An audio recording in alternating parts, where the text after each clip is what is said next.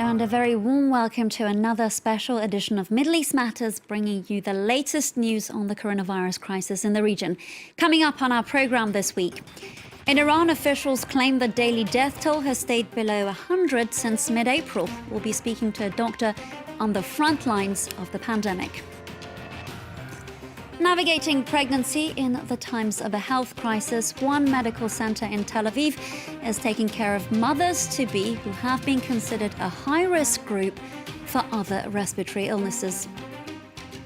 Also coming up, a Hollywood artist tutors Arabic-speaking children during the pandemic. We bring you a report on a new YouTube channel launched from Los Angeles.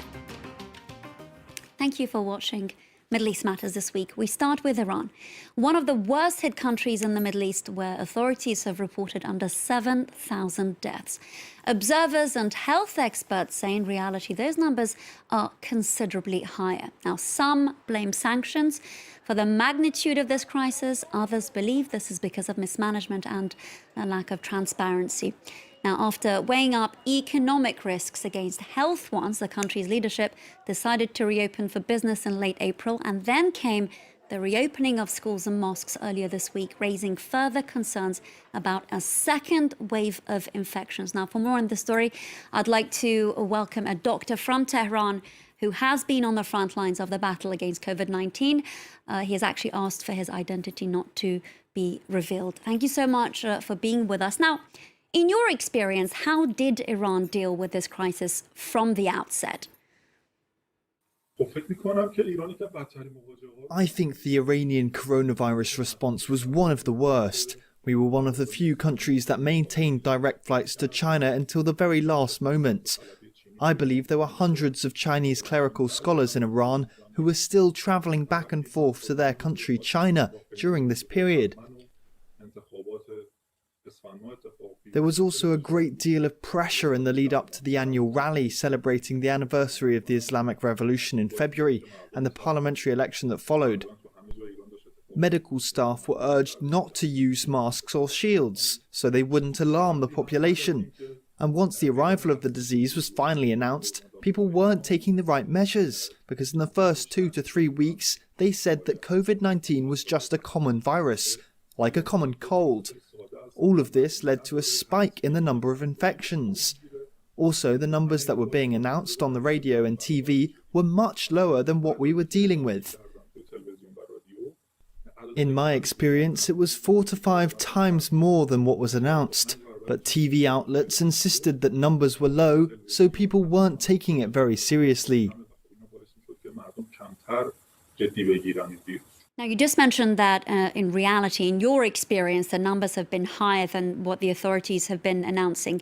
Tell us about some cases that you dealt with where you believe that the patient died from the virus, but the death certificate stated something rather different.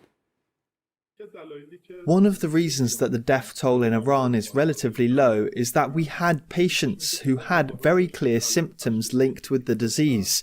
We also used CT scans to check for COVID-19 infections. But because the testing kits that we used did not correspond with international standards, the results would come back as a false negative.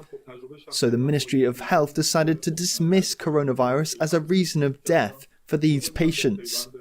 I myself had a private patient. He had previously had a kidney transplant. He contracted the virus and died in ICU.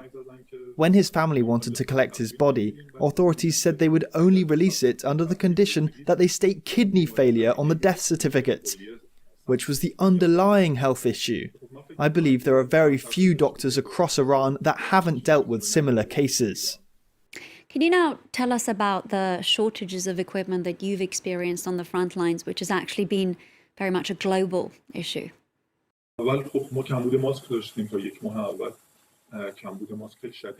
During the first month, we had a real shortage of masks.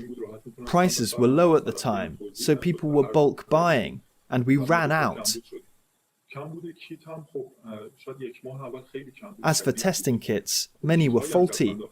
The majority of the results were false negative, even if the patient was showing highly suspicious coronavirus symptoms. These kits weren't very trustworthy.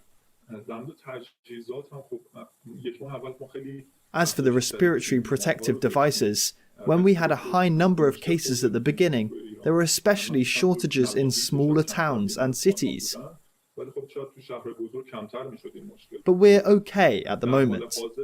Those shortages have been addressed over the past 2 to 3 weeks. Of course, another rather alarming problem in Iran is that some pharmacies do give out medication without prescription, which can be dangerous when dealing with, let's say, hydroxychloroquine, a medication that, despite really scattered evidence, is being used in some countries to treat the coronavirus. Indeed, Iran is one of the few countries where it's possible to obtain drugs without a prescription. So at the beginning, we actually had a shortage of hydroxychloroquine. People were self-administering it in high numbers, while it's something that needs to be supervised by medical professionals. We've since heard about several cases from colleagues of people developing heart complications, experiencing blurred vision, and this isn't a new problem in Iran. Doctor, as I mentioned earlier, with the number of cases decreasing in Iran reportedly, authorities have had to weigh up health risks against economic risks, and so they have been opening up. Are there concerns about a second wave being potentially more aggressive? Unfortunately, quarantine was lifted across Iran quite drastically, officially and unofficially. Employees had to go back to work. I guess in Tehran, around 70% of them are back now.